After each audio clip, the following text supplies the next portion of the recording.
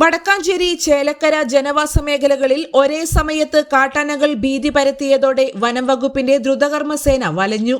ശനിയാഴ്ച രാത്രി ഏകദേശം 8:30യോടെയാണ് മുള്ളൂർക്കര പഞ്ചായത്തിലെ ആറ്റൂർ നായാടി ഉന്നതിയിലും കോക്കാരിക്കുന്നിലും വടക്കാഞ്ചേരി അകമലയിലെ കുഴിയോടും കാട്ടാനകൾ ഒരേ സമയം ഇറങ്ങിയത്. അധികം സമയവ്യത്യാസമില്ലാതെ 3ഇടത്തും ആനകളെത്തിയത് സ്ഥിതിഗതികൾ നിയന്ത്രിക്കാൻ RRTയെ ഏറെ ബുദ്ധിമുട്ടിച്ചു.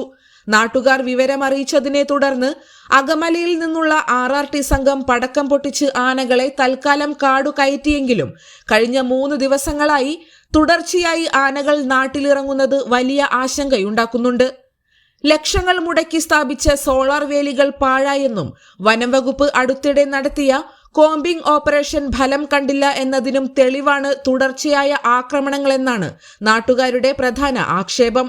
ആനയിറങ്ങുന്നത് തടയാനായിരുന്നു ലക്ഷ്യമെങ്കിൽ വനാതിർത്തികളിൽ സ്ഥാപിക്കേണ്ടിയിരുന്നത് വൈദ്യുത തൂക്കുവേലികളായിരുന്നുവെന്ന പ്രതിപക്ഷ പാർട്ടികളുടെ വാദം ജനങ്ങൾക്കിടയിലും ശക്തമായിട്ടുണ്ട്.